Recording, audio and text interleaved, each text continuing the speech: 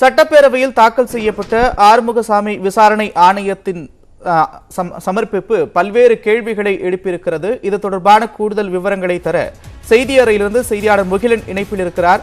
முகிலன், இனி உங்களிடம். நன்றி நந்தா. ஆறுமுகசாமி கமிஷனானது தனது 608 பக்க அறிக்கையை முதல்வரிடம் சமர்ப்பித்தது. அதைத் தொடர்ந்து அது இன்று சட்டப்பேரவையிலும் அது இன்று தாக்கல் செய்யப்பட்டது. இது பல்வேறு கேள்விகளை இந்த அறிக்கையானது எழுப்பியுள்ளது. நாம் இந்த அறிக்கையில், அதாவது இந்த 608 பக்க அறிக்கையில் உள்ள முக்கிய சாராம்சங்களை பற்றி விவாதித்து வருகிறோம். இது தொடர்பாக இருக்கக்கூடிய அந்த முக்கிய சாராம்சங்கள் என்னென்ன என்றும் தெரிவிப்பதற்காக நம்மளுடன் செய்தியாளர்கள் வேல்முருகன், அபினேஷ் மற்றும் சாரதா இணைப்பில் இருக்கிறார்கள். நாம் முதலில் சாரதாவிடம் இது தொடர்பாக கேட்கலாம். சாரதா, நீங்க ஜெயலலிதாவுக்கு இருந்த ஹெல்த் கண்டிஷன்ஸ் என்ன அப்படிங்கிறத லிஸ்ட் பண்ணிட்டு இருந்தீங்க. அதுலேயும் குறிப்பாக ஜெயலலிதாவை ஹாஸ்பிட்டல் கொண்டு போறதுக்கு முன்னாடியே அவங்களுக்கு நிறைய சிவியர் காம்ப்ளிகேஷன்ஸ் இருந்ததாகவும் இந்த அறிக்கை மூலியமாக நமக்கு தெரிய வருது. ஆஃப்டர் ஹாஸ்பிட்டலைசேஷன், அவங்க மருத்துவமனையில் அனுமதிக்கப்பட்டதுக்கு பிறகு அவங்களுக்கு நடந்த ஹெல்த் காம்ப்ளிகேஷன்ஸ் என்ன அப்படிங்கிறது இந்த அறிக்கையில் இருக்கு. இது தொடர்பாக கொஞ்சம் விவரமா சொல்லுங்க சார்.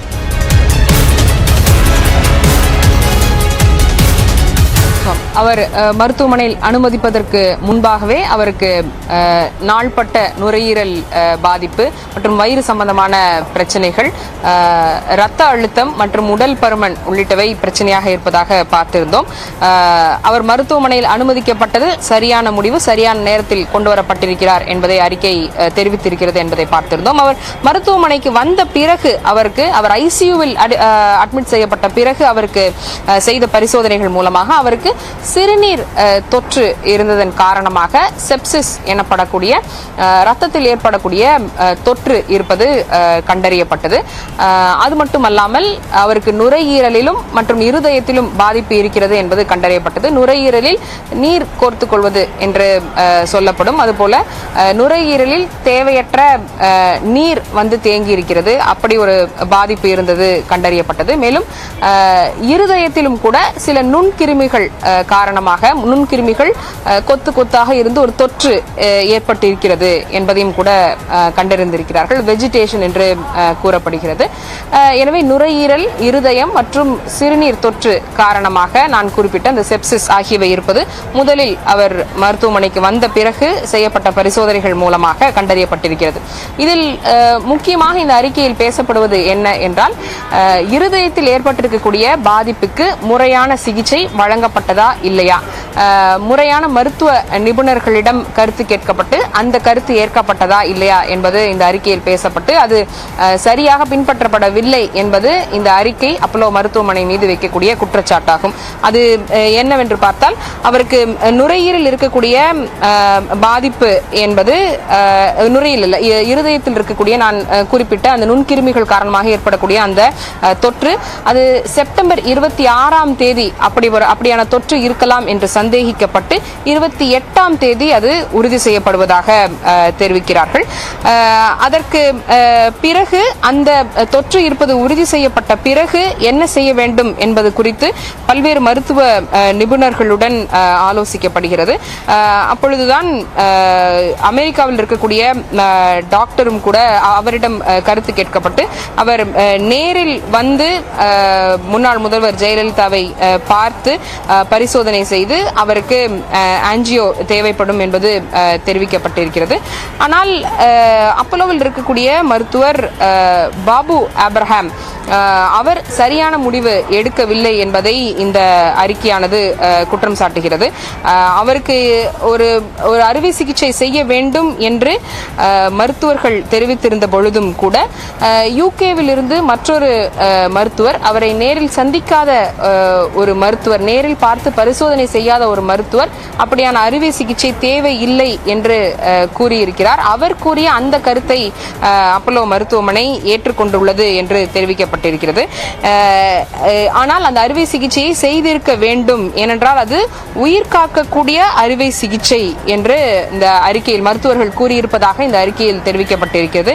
எனவே அந்த அறுவை சிகிச்சையை ஏன் செய்யாமல் விட்டார்கள், அது செய்யாமல் விட்டிருப்பது ஒரு முக்கியமான குற்றச்சாட்டாக மருத்துவ ஆறுமுகசாமி ஆணையத்தினுடைய இந்த அறிக்கை வாயிலாக தெரிவிக்கப்பட்டிருக்கிறது. குறிப்பாக நான் குறிப்பிட்டது போல அப்பல்லோ மருத்துவமனையுடைய ஒரு மருத்துவரையும் குறிப்பிட்டு இந்த முடிவை சரியாக எடுத்திருக்க வேண்டும், ஆனால் எடுக்கவில்லை என்பதையும் தெரிவித்திருக்கிறார்கள்.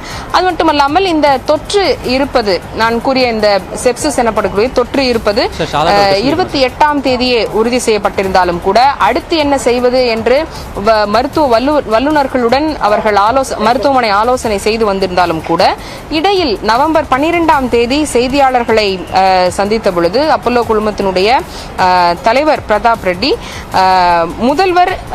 முதல்வருக்கு ஏற்பட்டிருக்கக்கூடிய அந்த அவர் எந்த நேரத்திலும் டிஸ்சார்ஜ் செய்யப்படலாம். சாரதா, இந்த ட்ரீட்மெண்ட் புரோட்டோகால்ல ஒரு கான்ட்ரடிக்ஷன் இருந்ததாக நம்ம புரிந்து கொள்ளலாமா? ஏன்னா இது ஒரு மல்டி டிபார்ட்மெண்டல், ஒரு மல்டி ஸ்பெஷலிஸ்ட் டாக்டர்ஸ் டீம் தான் ஜெயலலிதாவுக்கு ட்ரீட்மெண்ட் வழங்கி வந்தாங்க. இதுல ஒரு கான்ட்ரடிக்ஷன், ஏன்னா நம்ம இதுல இருந்து பார்க்க முடியுது UK US doctors surgery suggest பண்றாங்க, பட் அந்த சர்ஜரி ஜெயலலிதாவுக்கு செய்யப்படல. இந்த மெடிக்கல் ட்ரீட்மெண்ட் புரோட்டோகால்ல ஒரு கான்ட்ரடிக்ஷன் இருந்ததாக நம்ம இந்த அறிக்கையில குறிப்பிட்டது போல புரிந்து கொள்ளலாமா? கண்டிப்பாக எடுத்துக்கொள்ளலாம். அப்பல்லோ மருத்துவமனை அணுகி இருக்கக்கூடிய நிபுணர்களிடம் பல்வேறு கருத்துகள் வெவ்வேறு கருத்துகள் வந்திருக்கின்றன. இந்த அறிக்கையிலிருந்து நாம் தெரிந்து கொள்வது என்னவென்றால், அமெரிக்க டாக்டர் அறுவை சிகிச்சை செய்ய சொன்னதாகவும், ஆனால் அவர் நேரில் பார்த்திருந்ததாகவும், ஆனால் நேரில் பார்க்காத மற்றொரு பிரிட்டனை சேர்ந்த மற்றொரு மருத்துவர் அறுவை சிகிச்சை வேண்டாம் என கூறியதாகவும், ஆனால் அறுவை சிகிச்சை செய்ய வேண்டாம் என்ற முடிவை அப்பல்லோ மருத்துவமனை எடுத்ததாகவும் இந்த அறிக்கை கூறுகிறது. அறுவை சிகிச்சை செய்ய வேண்டியது அவருடைய உயிரை காப்பாற்றுவதற்கு முக்கியமானது என்று அமெரிக்க மருத்துவர் கூறியும் கூட அறுவை சிகிச்சையை செய்யவில்லை என்பதை இந்த அறிக்கை கூறுகிறது. எனவே மருத்துவ நிபுணர்களுடைய கருத்துகளும் கூட வேறுபட்டதாக, முரண்பாடு என்று கூறலாமா தெரியவில்லை, வேறுபட்டதாக இருக்கிறது. அதில் எந்த முடிவை அப்பல்லோ எடுத்துக்கொண்டது என்பதை பொறுத்து அப்பல்லோ மீது இந்த குற்றச்சாட்டானது வைக்கப்படுகிறது என்பதை பார்க்கிறோம். இதன் காரணமாக தான் அதாவது இது குறித்தான விசாரணை வேண்டும், இது குறித்தான மேலும் விளக்கம் வேண்டும் என்பதையும் கூட ஆறுமுகசாமி ஆணையத்தினுடைய அறிக்கை தெரிவிக்கிறது. இதற்கிடையில் இந்த இருதய அறுவை சிகிச்சைக்கு முன்னாள் தொடரலாம் சொல்லுங்க.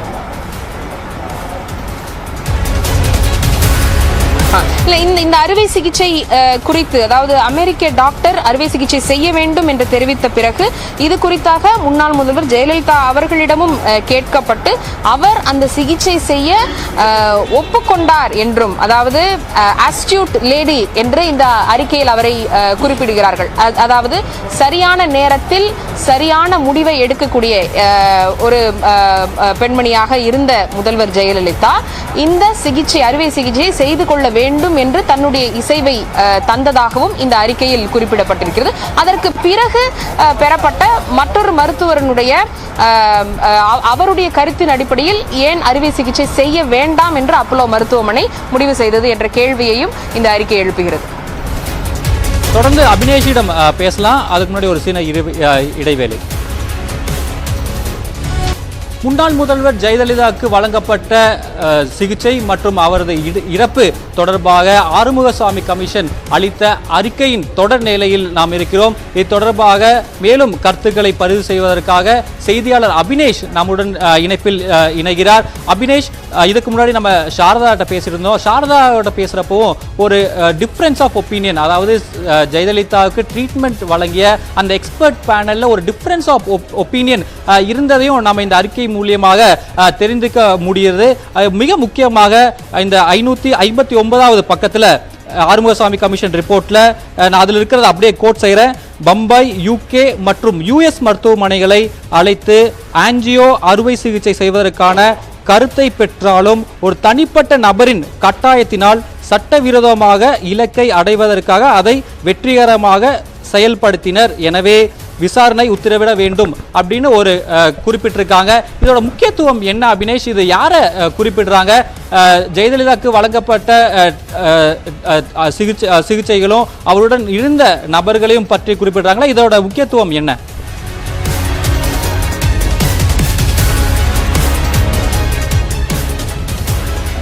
இந்த அறிக்கையை பொறுத்தவரை இந்த முடிவுரையில் கன்க்ளூஷனில் 559வது பக்கத்தில் நீங்கள் குறிப்பிட்ட அந்த பதிவு வருது, அறிக்கையில் அது இடம்பெற்றிருக்கிறது. மிக முக்கியமாக அதாவது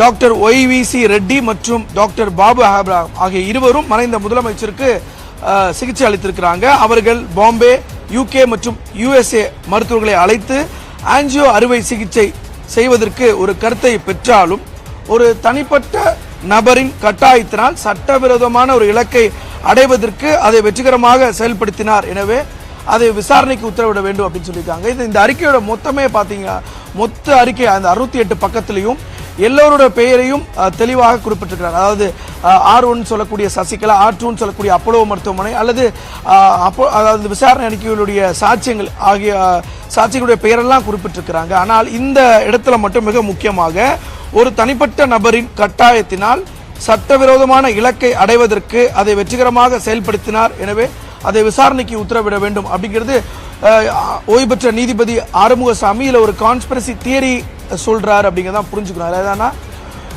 அந்த நேரத்தில் பல்வேறு ஊகங்கள் இருந்தது. அடுத்து யார் முதலமைச்சராக இருக்க வரப்போறாங்க, அவருக்கு வழங்கப்படக்கூடிய சிகிச்சை என்ன, அவருடைய உடல்நிலை மோசமாக இருக்கிறதா, இப்படியெல்லாம் ஒரு பல்வேறு ஊகங்களும் கேள்விகளும் இருந்த நேரத்தில் இந்த அதையும் இந்த அறிக்கையில் இடம்பெற்றக்கூடிய இந்த வாசகத்தையும் நம்ம ஒப்பிட்டு பார்க்கணும். அதாவது சட்டவிரோதமான ஒரு இலக்கை அடைவதற்கு அதை வெற்றிகரமாக செயல்படுத்தினார்கள் அப்படின்னா அதில் இதுவரை அந்த 68 பக்கங்களையும் தொடர்ந்து எல்லாருடைய பெயரும் குறிப்பிட்டு வந்த ஆறுமுகசாமி அவர்கள் இதில் யார் அந்த பெயர், யார் அந்த தனிப்பட்ட நபர் ஒருவர் அப்படிங்கிறத சொல்லல, அதோட அரசுக்கு கவனத்துக்கு அதை கொண்டு சென்றிருக்கிறார். எனவே அந்த தனிப்பட்ட நபர் யார், எந்த காரணத்திற்காக, எந்த சட்டவிரோத செயலுக்காக அவருக்கு ஆன்ஜியோ செய்யப்படாமல் போனது, அதை யார் தடுத்தார், அந்த சட்டவிரோதமான செயல் என்ன, அந்த இலக்கை அடைந்தது யார் என்கிற ஒரு கேள்வி அரசிடம் வைக்கப்பட்டிருக்கிறது. அரசு அதுல உரிய நடவடிக்கை எடுக்கும். நாம் அதுல நேரடியாக இவர்தான் அந்த சட்டவிரோத செயலுக்கான நபர் அல்லது இவர்தான் அந்த தனிப்பட்ட நபர் என்று சொல்லிவிட முடியாது. ஏன்னா அவர் அன்றைக்கு ஒரு முதலமைச்சராக இருந்தவர், மறைந்த முதலமைச்சர், அவருக்கு சிகிச்சை வழங்கப்பட்டிருக்கும் போது அந்த ஆன்ஜியோ அப்படிங்கிறது ஒரு மிக முக்கியமான முடிவு. எனவே அதை தடுத்தது யார் அப்படிங்கிறது ஒரு கேள்வியாக இருக்கிறது. எனவே அதை அரசு துரிதப்படுத்தி அது அரசு விசாரணைக்கு உட்பட்டு தான் அந்த நபர் யார், அது என்ன சட்டவிரோதமான செயல், அது என்ன கான்ஸ்பிரசி, அந்த மர்மம் என்ன, அது என்ன இலக்கு அப்படிங்கிறது தெரிய வரும். அல்ல நேரடியாக இதில் சசிகலா அவர் தான் அல்லது சிவகுமார் தான் அல்லது விஜயபாஸ்கர் அல்ல அப்படின்னு இந்த அறிக்கையில் இடம் பெற்றிருந்தாலும் அந்த தனிப்பட்ட நபர் அப்படிங்கிற ஒரு வர இடத்துல ஆறுமுகசாமி அவர்கள் எந்த பெயரும் குறிப்பிடவில்லை. எனவே அரசின் விசாரணைக்கு உட்பட்டது, அதுக்கு விசாரணைக்கு பிறகுதான் அது யார் அப்படின்னு தெரிய வரும். முக்கியம் அபினேஷ், கண்டிப்பாக நம் அனைவருமே செய்தியாளராக இருந்தபோது ஜெயலலிதா மருத்துவமனையில் இருந்த அந்த என்டையர் 75 டேஸும் நம்ம அந்த மருத்துவமனையில் இருந்திருக்கோம். மிக குறிப்பிட்ட நபர்களுக்கு தான் மேலே செல்வதற்காக அனுமதியும் வழங்கப்பட்டிருக்கு. ஸோ அந்த குறிப்பிட்டப்பட்ட அந்த நபர் யார் என்பது நம் இனி வரக்கூடிய காலங்களில் தான் நமக்கு தெரிய வரும். குறிப்பாக அபினேஷ், மேலும் உங்களிடத்தில் இன்னொரு கேள்வி. இந்த நாம் மறுபடியும் I'm coating from the report, இந்த அனைத்து கருத்துகளிலிருந்தும் R1 VK Sasikala, CW17 KS Sivakumar, அப்போதைய சுகாதாரத்துறை செயலாளர் CW 136 டாக்டர் ஜே ராதாகிருஷ்ணன் மற்றும் அதே போல சுகாதாரத்துறை அமைச்சர் டாக்டர் விஜயபாஸ்கர் ஆகியோர் குற்றம் செய்தவர்களாக ஆணையம் முடிவு செய்து விசாரணைக்கு பரிந்துரைக்கிறது அப்படின்னு ஒரு கருத்தை தெரிவிச்சிருக்காங்க. இது இந்த 608 பக்கம் அறிக்கையில இவங்களோட தொடர்புகள் என்னென்ன அபினேஷ், அது தொடர்பா கொஞ்சம் பட்டியலிட முடியுமா? இப்படி ஒரு கன்க்ளூஷன் வரதுக்கான காரணம் என்ன அப்படிங்கறதையும் இந்த நீங்க இதை படிச்சு காட்டுறா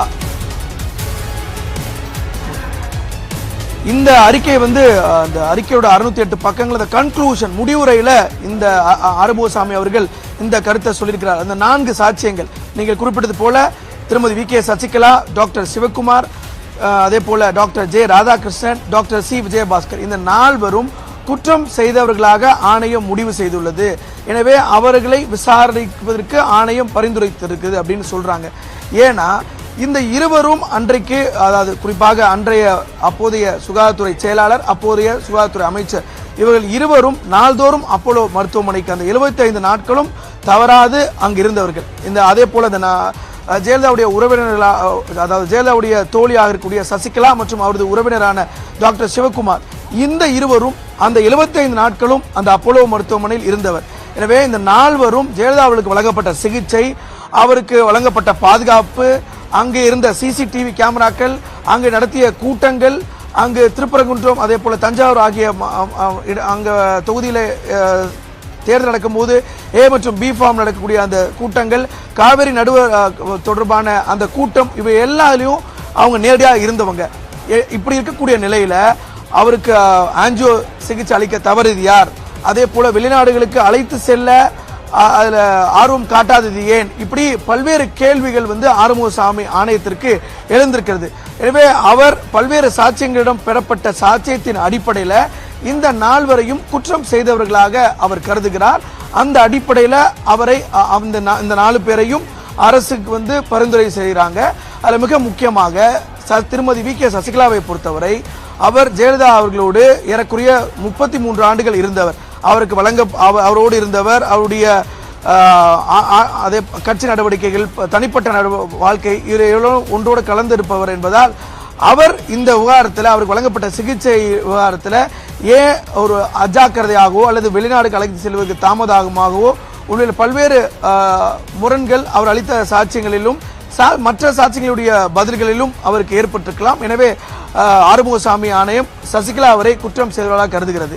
அதே போல டாக்டர் சிவகுமார் அவர்களை பொறுத்தவரை அவர் சசிகலா அவர்களுடைய நெருங்கிய உறவினர், மருத்துவர். அவர்தான் ஜெயலலிதா அவர்களுக்கு பர்சனல் டாக்டராக இருந்து வந்தவர்.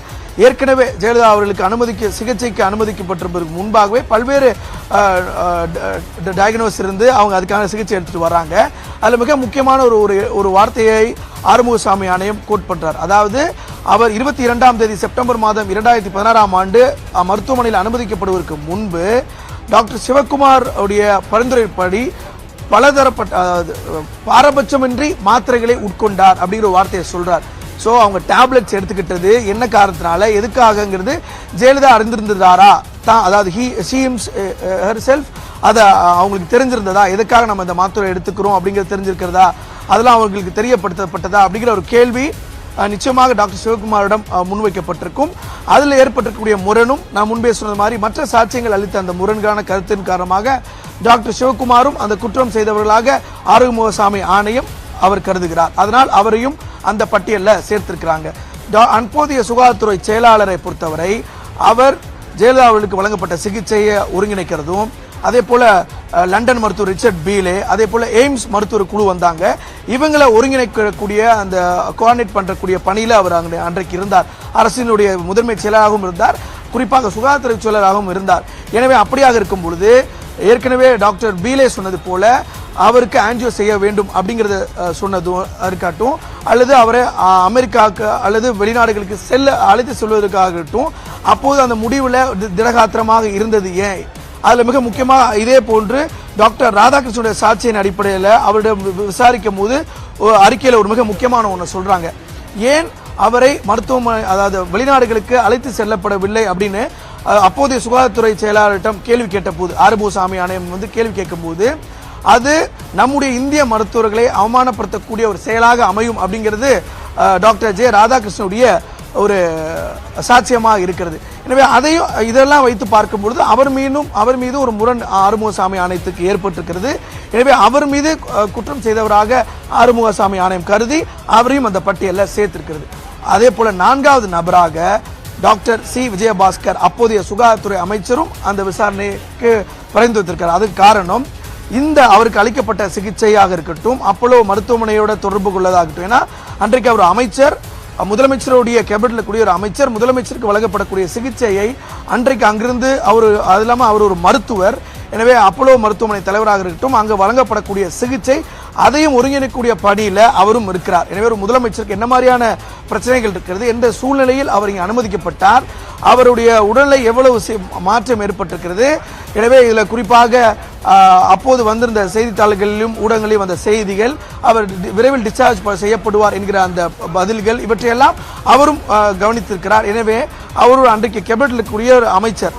அப்படி இருந்தும் முரணான பதில்கள் வந்ததன் காரணமாக அவர் மீதும் குற்றம் செய்தவராக அந்த பட்டியலில் ஆறுமுகசாமி ஆணையம் கருதி அவரையும் அந்த பட்டியலில் சேர்த்திருக்கிறாங்க. எனவே இந்த 4 சாட்சியங்களையும் 4 பேரையும் குற்றம் செய்தவர்களாக ஆறுமுகசாமி ஆணையம் கருதி அவரை அந்த 4 பேரையும் விசாரணைக்கு பரிந்துரைத்திருக்காங்க. இதில் மிக முக்கியமாக மற்றொருவரையும் அவர் பரிந்துரைத்திருக்கிறார். அவர் மீது விசாரணை நடத்த வேண்டும் என அரசுக்கு பரிந்துரைத்திருக்கிறார். அப்போலோ மருத்துவமனையுடைய தலைவர் பிரதாப் ரெட்டியை பொறுத்தவரை அவர் ஜெயலலிதா அவர்களுக்கு வழங்கப்பட்ட சிகிச்சைகள் அனைத்தையும் அவர் நன்கு அறிந்தவர். அவர் மருத்துவர்களோடு, அங்கே இருக்கக்கூடிய செவிலியர்களோடு, அங்கே அவருக்கு எடுக்கக்கூடிய தொழில்நுட்ப வல்லுநர்களோடு தொடர்ந்து அவ்வப்போது ஒரு கால இடைவெளியில் அவர்களோடு தொடர்ந்து ஒரு ஆலோசனை இருக்காரு, மீட்டிங் வைக்கிறாரு. அப்படி இருந்தும் அவர் ஊடகங்களில் விரைவில் டிஸ்சார்ஜ் செய்யப்படுவார் என சொல்லுவதற்கான காரணம் என்ன? அப்படி இருக்கக்கூடிய நிலையில அவருடைய வழங்கப்பட்ட சிகிச்சையை முறையாக தெரிவிக்கக்கூடிய இடத்தில் அவர் இருந்தும் ஏன் தெரிவிக்கவில்லை அப்படிங்கிற ஒரு கேள்வி எழுந்திருக்கிறது. அதை பொருட்டு அவர் மீதும் விசாரணைக்கு உத்தரவிட வேண்டி அரசுக்கு பரிந்துரைத்திருக்கிறார். எனவே இந்த 5 பேரும் விசாரணைக்கு உட்படுத்தப்பட வேண்டும் அப்படிங்கிறது தான் ஆறுமுகசாமி ஆணையத்துடைய பரிந்துரையாக இருக்கிறது. முகில முன்னாடி குறிப்பிட்டீங்க, அதாவது சசிகலா வந்து ஜெயலலிதாவோட நீண்ட நாள் இருந்தவங்க அப்படின்னு குறிப்பிட்டிருந்தீங்க. ஆனால் அறிக்கையில் ஒரு பக்கத்தில் மறைந்த முதல்வர் ஆர்வன் மீது அவரது உறவினர்கள் மீதும் சந்தேகம் ஏற்பட்டதால் இளவரசி உள்ளிட்டோரை போயஸ் கார்டனிலிருந்து வெளியேற்றினார். அதே பக்கத்தில் மறைந்த முதல்வர் ஆர்வன் மறு வருகையை ஆர்வன் வழங்கிய உறுதிமொழியை கடிதத்தின் அடிப்படையில் மட்டும் அனுமதித்தார். அதே போல இன்னும் 2 உறவினர்களை குறிப்பிட்டு அவர்களுடன் ஒரு நல்ல டேர்ம்ல இல்லை அப்படின்னு தெரிவிச்சிருக்காங்க.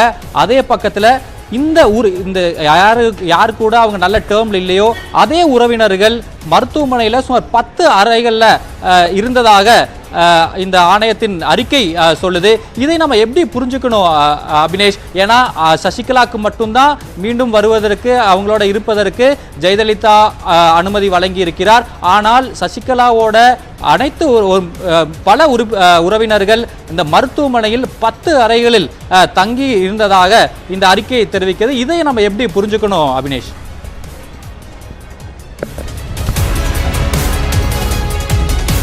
முக்கிய 2 மிக முக்கியமான விஷயம். அதாவது ஜெயலலிதாவுடைய மிக நெருங்கிய தோழியாக இருந்தவர் திருமதி வி.கே. சசிகலா. அவர் ஜெயலலிதாவுடைய சுமார் 33 ஆண்டுகள் உடன் பயணித்தவர். அவர் 2 முறை அதிகாரப்பூர்வமாகவே ஜெயலலிதா அவர்களே அவரையும் திருமதி வி.கே. சசிகலாவையும் அவருடைய உறவினர்களையும் தன்னுடைய இல்லத்திலிருந்து அவர் அனுப்பி வைத்த ஒரு அதிகாரப்பூர்வ செய்தி குறிப்பே அதிமுக சார்பில் இருக்கிறது. கடைசியாக 2011ஆம் ஆண்டு மீண்டும் ஆட்சிக்கு வந்த பிறகு திருமதி வி.கே. சசிகலா மற்றும் அவருடைய உறவினர்களை போயஸ் தோட்ட இல்லத்திலிருந்து அவர் வெளியே அனுப்பினார். அது ஒரு செய்தியில் ஊடகங்களில் வந்தது. ஆனால் அனுப்பிய சில மாதங்களிலேயே மீண்டும் அவரோடு அழைத்து கொண்டார். நீங்க சொன்னது மாதிரி ஒரு கடிதம் பெறப்பட்டு, ஒரு அப்பாலஜி கடிதம் மாதிரி அதை பெறப்பட்டு நீங்கள் மட்டும் வரலாம் அப்படிங்கிற மாதிரி அதை வரப்பட்டு அவர் உடன் வந்தார். ஆனால் பல்வேறு ஊகங்கள் சொல்லப்பட்டது. அரசியல் காரணங்களுக்காக அன்றைக்கு அந்த ஜெயலலிதா அவர்கள் அந்த முடிவு எடுத்தார். அவர் எப்போதும் அவரோட நல்ல டேர்ம்ல இருந்தார் சசிகலா அவருடன். சசிகலாவுடைய ஆதரவாளர்கள் சொல்லி வந்தாலும் இதில் நம்ம மிக முக்கியமாக ஒன்று புரிஞ்சுக்கணும். 2014ஆம் ஆண்டு ஜெயலலிதா அவர்கள் அந்த சொத்து குவிப்பு வழக்கில் அவருக்கு சிகிச்சை அதாவது தீர்ப்பு வழங்கப்பட்டு அவருக்கு குற்றவாளி அப்படின்னு பெங்களூர் நீதிமன்றம், சிறப்பு நீதிமன்றம் தீர்ப்பளித்தது. அப்போது அவரோடு சிறைக்கு சென்றவர்கள் திருமதி வி.கே. சசிகலா மற்றும் திருமதி இளவரசி. எனவே அந்த டேர்ம்ஸ் அவங்களுக்கு சரியில்லை அப்படின்னு சொன்னாலும் அந்த சிறையிலையும் அவங்களோட இருந்தாங்க. மறைமுகமாக சசிகலா அவர்களோடு அப்கோர்ஸ் அவங்க நேரடியாக உறவினர்களோடு ஜெயலலிதா தொடர்பில் இல்லாட்டியும் சசிகலா மூலமாக சசிகலா அவருடைய உறவினர்கள் ஜெயலலிதா கூட டச்ல இருந்தாங்க. பட் ஒரு நல்ல டேர்ம்ஸ்ல இல்லாட்டி கூட அவங்க அந்த தொடர்பில் இருந்தாங்கிறது ஜெயலலிதா அவர்களுக்கும் தெரியும் அப்படிங்கிறது தான் நிதர்சன உண்மையாக இருக்கிறது.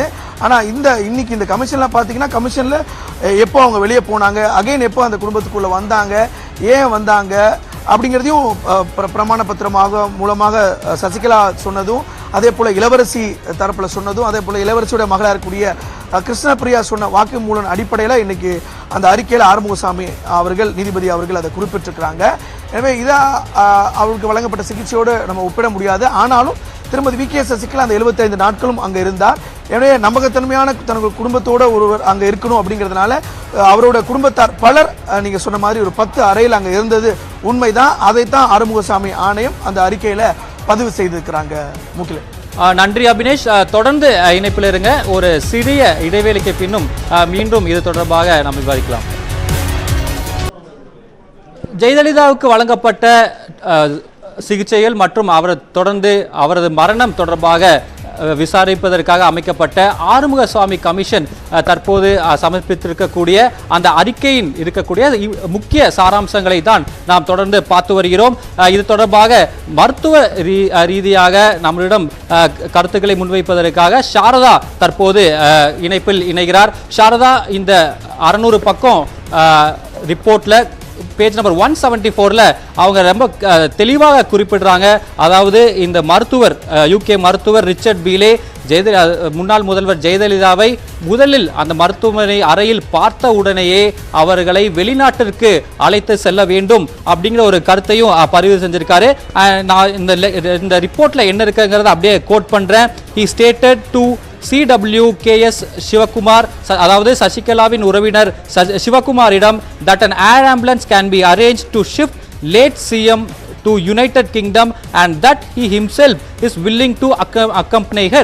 இதை நாம் எப்படி பார்க்க வேண்டும் சாரதா? ஏன்னா இந்த யூகேலிருந்து வந்த டாக்டர் ரிச்சர்ட் பீலே ஜெயலலிதாவை அந்த மருத்துவமனை அறையில் பார்த்த உடனேயே இவர்களை வந்து யூகேக்கு கொண்டு போகணும் அப்படிங்கிற ஒரு கருத்தை தான் சசிகலாவின் உறவினரிடம் முன்வைத்திருக்கிறார். ஆனால் அவர்கள் ஜெயலலிதாவா யூகேக்கோ இல்லை மற்ற நாடுகளுக்கோ எங்கேயும் எடுத்து செல்லவில்லை. அவங்க இங்கே தான் ட்ரீட்மெண்ட் வழங்கப்பட்டது.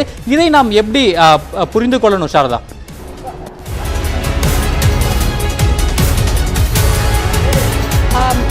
அவரை வெளிநாட்டுக்கு மருத்துவ சிகிச்சைக்கு கொண்டு செல்ல வேண்டுமா இல்லையா என்பதும் கூட சரியான முடிவை அப்பல்லோ எடுக்கவில்லை என்பதை கேள்விக்குள்ளாக்கி இருக்கிறது ஆறுமுகசாமி ஆணையம். என்ன கூறியிருக்கிறார்கள் என்றால், யூகேவிலிருந்து வந்த ரிச்சர்ட் பீலே என்ற மருத்துவர் அவரை உடனடியாக ஏர் ஆம்புலன்ஸ் மூலமாக வெளிநாட்டுக்கு கொண்டு சென்று அவருக்கு மருத்துவ சிகிச்சை வழங்க வேண்டும் என்று முதலில் அவரை பார்த்த பொழுது தெரிவித்திருக்கிறார். எனவே அதற்கான ஏற்பாடுகள் செய்வதற்காக முன்னாள் முதல்வர் ஜெயலலிதாவை சுற்றி இருப்பவர்கள் முயற்சிகள் எடுத்த பொழுது அதற்கு தடையாக எதுவும் இல்லாத பொழுது, அதாவது குறிப்பாக இந்த அறிக்கையில் குறிப்பிட்டிருப்பது ஜே தீபக் என்ன கூறியிருக்கிறார் என்றால், தன்னுடைய அத்தை அதாவது முன்னாள் முதல்வர் ஜெயலலிதா வெளிநாட்டுக்கு செல்வதற்கு எந்த நேரத்திலும் மறுப்பு தெரிவிக்கவில்லை என்பதை இந்த அறிக்கையில் பதிவு செய்திருக்கிறார்கள். மேலும் அவரை வெளிநாட்டுக்கு கொண்டு செல்லக்கூடாது என்பதற்கான எந்த விதமான முகாந்திரமும் இல்லை என்பதையும் தெரிவித்திருக்கிறார்கள். இருந்தும் கூட அவர் வெளிநாட்டுக்கு மருத்துவ சிகிச்சைக்கு கொண்டு செல்லப்படவில்லை ஏன் என்ற கேள்வி எழுப்பப்படுகிறது.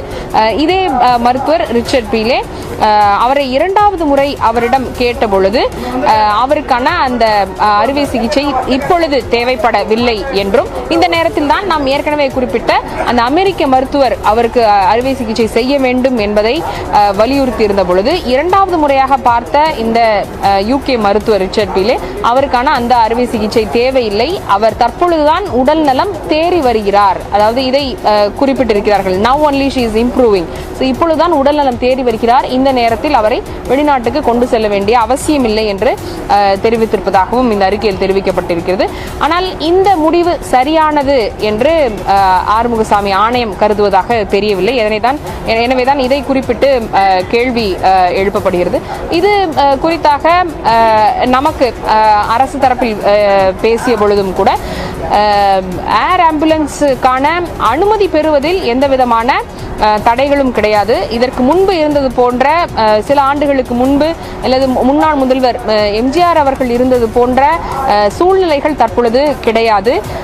ஏர் ஆம்புலன்ஸ் வேண்டும் என்றால் பல்வேறு கட்ட அனுமதிகள் பெற வேண்டும் என்ற கட்டுப்பாடுகள் கிடையாது. அது ஒரு மருத்துவ ரீதியாக மருத்துவர்கள் எடுக்கக்கூடிய முடிவாக இருந்தால் அது வழங்கப்பட்டிருக்கும் என்று அரசு தரப்பில் விளக்கங்கள் தெரிவிக்கப்பட்டிருக்கின்றன. மீண்டும் தொடர்பில் இருங்க. மேலும் இது தொடர்பான பல முக்கிய கருத்துக்களை பகிர்வதற்காக நியூஸ் 18 தமிழ்நாடு ஆசிரியர் கார்த்திகை செல்வன் சார் நம்மளோட இணைகிறாரு.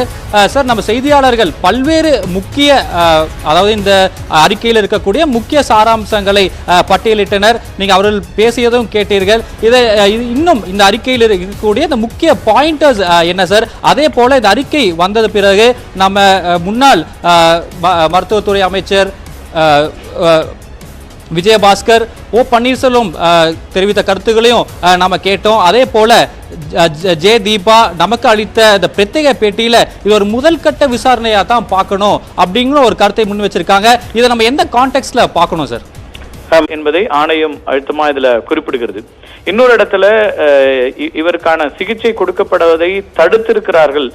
அதுல ஒரு முக்கியஸ்தர் இதில் தலையிட்டிருக்கிறார் என்கிற விதமாக ஒரு ஆணையத்தினுடைய ஒரு அறிவிப்பும் இருக்கு. அதுவும் கவனத்துக்குரியதாக மாறுகிறது. இன்றைக்கு அதிமுகவில் யார் அதிகாரத்தை அடைவது அப்படிங்கிற ஒரு பெரிய யுத்தம் நடந்து கொண்டிருக்கும் போது ஒரு பக்கம் திரு எடப்பாடி பழனிசாமி அவருடைய ஆதரவாளர்கள், திரு ஓ பன்னீர்செல்வம் அவருடைய ஆதரவாளர்கள், திருமதி சசிகலா அவருடைய ஆதரவாளர்கள் என்று 3 நிலைகள்ல இந்த யுத்தம் நடந்து கொண்டிருக்கிறது. நேற்றைக்கு அதிமுகவுடைய 51ஆம் ஆண்டு அந்த தொடக்க நாள், அந்த விழாவையும் கூட 3 தனித்தனி நிகழ்வுகளாக தான் நடத்திட்டு இருந்தாங்க. அப்படிப்பட்ட இந்த சூழல்ல அதிமுகவினுடைய அதிகார மையம் அல்லது அதிமுகவினுடைய தலைமை யார் அப்படிங்கிற ஒரு அரசியல் ரீதியான ஒரு கேள்வியை நோக்கி அல்லது அந்த போட்டி நடந்து கொண்டிருக்கிற போது இந்த அறிக்கை என்பது சசிகலாவுக்கு ஒரு பின்னடைவை ஏற்படுத்தக்கூடியதாக அரசியல் ரீதியாக மாறி இருக்கிறது அப்படின்னு பார்க்க வேண்டியிருக்கிறது. இன்னொரு பக்கம் திரு ஓ பன்னீர்செல்வம் உள்ளிட்டவர்களும் கூட இதுல சசிகலாவோடு இணைந்து பயணிக்க தயார் அல்லது அனைவரும் ஒன்றாக பயணிக்க வேண்டும் என்கிற கருத்துக்களை முன்வைக்கும் போது இது அரசியல் ரீதியா எப்படி அவர்களுக்கு ஒரு நெருக்கடியை உண்டாக்கும் என்கிற கேள்விகளும் கூட இருக்கின்றன.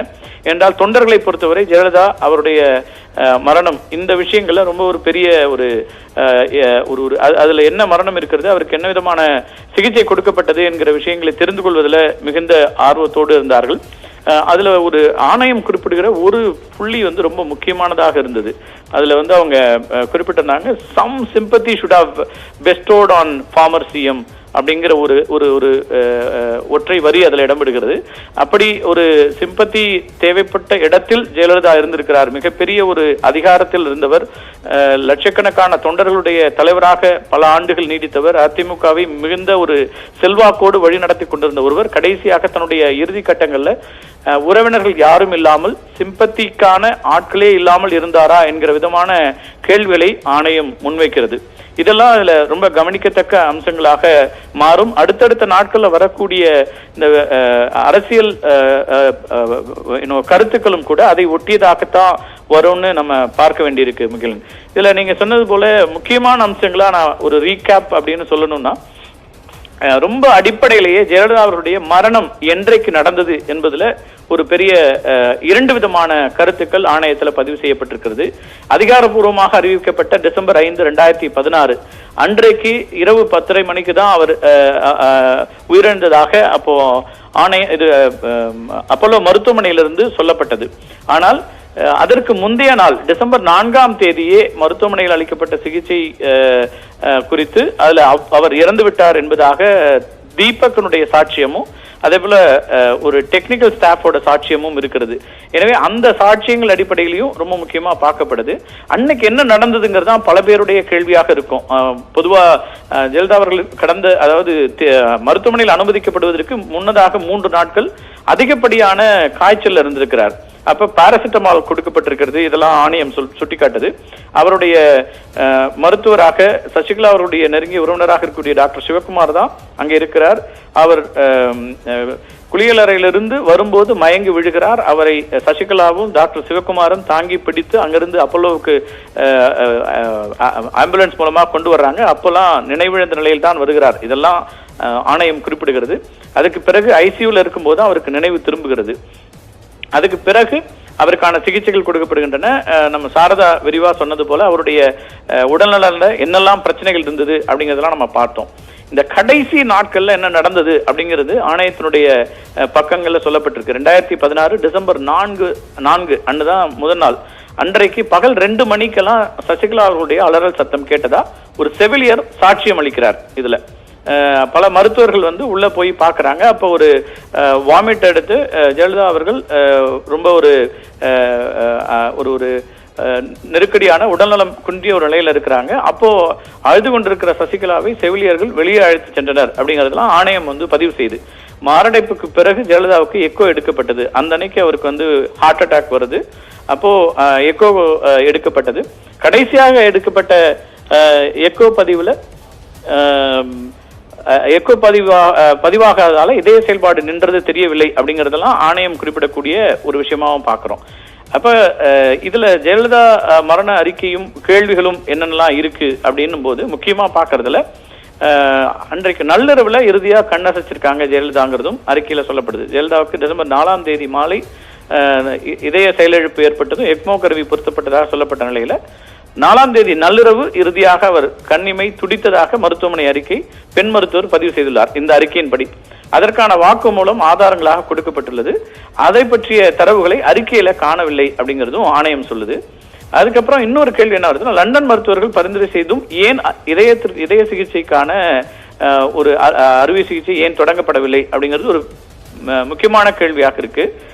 ஜெயலலிதாவிற்கு இதயவியல் சிகிச்சை தொடங்க வேண்டும் என்பதும் இதயவியல் மருத்துவர்கள், ஆனால் அதை பெருமளவு பாதிப்பு ஏற்பட்டிருந்தது நுரையீரல் பாதிப்பும் இருந்தது அப்படிங்கறத நம்ம பார்க்கிறோம். இதெல்லாமே இதுல சொல்லப்பட்டிருக்கு. அப்புறம் இதயம் செயலிழந்ததால் தான் எக்மோ கருவி பொருத்த முடியும், அப்படி எக்மோ கருவியின் உதவியில் இருப்பவர் எப்படி இறந்தார் என்று அறிவிக்க முடியும் அப்படிங்கிற கேள்விகள் எல்லாம் கூட மருத்துவத்துறை சார்ந்து எழுப்பப்படுவதாக இருக்கு. ஜெயலலிதாவுடைய மரண அறிக்கை இன்றைக்கு வந்திருக்கக்கூடிய அந்த அடிப்படையில இந்த கேள்விகள் எல்லாம் கூட எழுப்பப்படுகிறது. ரொம்ப சுருக்கமா சொல்லணும்னா, இதுல குற்றச்சாட்டுகளாக சசிகலா அவர்களுடைய கருவியாக திரு விஜயபாஸ்கர் செயல்பட்டார் அப்படிங்கிறது ஆணையம் சொல்லுது. உண்மையை மறைத்திருக்கிறார் பிரதாப் ரெட்டி அப்படிங்கிறதையும் குறிப்பிடுது. அவர் அதிகாரத்தில் இருந்தார், உண்மையை சொல்லியிருக்க முடியும், ஆனால் எந்த நேரத்திலும் ஜெயலலிதா டிஸ்சார்ஜ் ஆவார்னு சொல்லி உண்மையை மறைத்தாருங்கிறாங்க. அதுக்கப்புறம் அவருக்கு கட்டுப்பாடற்ற நிலையில சர்க்கரை நோய் இருந்தது, இதெல்லாம் சொல்லப்பட்டிருக்கு. சிசிடிவியை அகற்றுவதிலே 2 விதமான காரணங்கள் இருக்கு. அதுல சிசிடிவி செயலிழந்ததுன்னு மேலாளர் சொல்றாரு, ஆனால் அப்படி இல்லைன்னு அங்க இருக்கக்கூடிய ஊழியர் சொல்றாங்க. அந்த கேள்வியும் அங்க இருக்குது. அதே போல ஆன்ஜியோ சிகிச்சை மேற்கொள்ளப்படாது ஏன் அப்படிங்கிற கேள்வியும், ரத்த வெள்ளத்துல ஜெயலலிதா இருந்ததாக ராம்மோகன் ராவ் அப்ப வெளியில பேசிய அந்த விஷயங்கள் இதெல்லாம் பதிவு செய்யப்பட்டிருக்கிறது. அப்புறம் ஒரு ரொம்ப நகைச்சுவா ஜெயலலிதா அவர்களை பற்றி ரிச்சர்ட் பீலே உள்ள போகும்போது சொல்றாரு, இங்க மருத்துவமனையில நான் தான் பாஸ், நீங்க தமிழ்நாட்டுக்கே பாஸா இருக்கலாம், நான் தான் இங்க பாஸ் அப்படின்னு ரிச்சர்ட் பீலே சொல்றாரு ஜெயலலிதா அவர்களை பார்த்து. உடல்நலம் குன்றி இருந்த அந்த நிலையிலும் கூட ஜெயலலிதா அவரிடம் திரும்ப சொல்றாரு, நீங்க பாஸ் இல்ல, நான் தான் பாஸ் அப்படிங்கிற விதமா கையை உயர்த்தி காண்பிப்பதாகவும் ஆணையத்துல அந்த குறிப்புகள் இருக்கின்றன. கடைசி வரைக்கும் தன்னுடைய அந்த ஆளுமையை ஜெயலலிதா அவர்கள் உறுதியாக வெளிப்படுத்தினார் என்பதாகவும் இதை நம்ம பார்க்க முடிகிறது. இந்த கடைசி வரி ரொம்ப முக்கியமா இருக்கு. Some sympathy should have bestowed on former CM அப்படிங்கிற அந்த அறிக்கை இருக்கிறது. லட்சக்கணக்கான தொண்டர்கள், பல ஒரு அதிகாரம் மிக்க ஒரு பொறுப்புல இருந்த ஒருவர், ஆளுமை மிக்க ஒரு இடத்துல இருந்த ஒருவர், ஆனால் கடைசியில யாரும் இல்லாத ஒரு சூழல்ல அவருக்கான ஒரு சிம்பத்திக்கான இடமில்லாமல் அவர் மரணம் நடந்திருப்பதாக ஆணையம் சுட்டிக்காட்டுறது. இதெல்லாம் இன்றைக்கு ஒரு முக்கியமான அம்சங்களா இதை பார்க்கலாம். அரசியல் ரீதியாகவும் இதுல அடுத்தடுத்த நகர்வுகள் இருக்கும். முகிலன், உங்கள் பார்வை முன்வைத்ததற்கும் முக்கிய சாராம்சங்களை முன்வைத்ததற்கும் நன்றி. அதே போல நாம் இந்த அறிக்கையில் இருக்கக்கூடிய முக்கிய சாராம்சங்களை நமக்கு தொகுத்து வழங்கிய செய்தியாளர்கள் சாரதா, அபினேஷ் மற்றும் வேல்முருகனுக்கும் நன்றி. இந்த அறிக்கையின் அடுத்த கட்ட நகர்வுகள் என்னவாக இருக்கும் என்பதை நாம் பொறுத்திருந்துதான் பார்க்க வேண்டும்.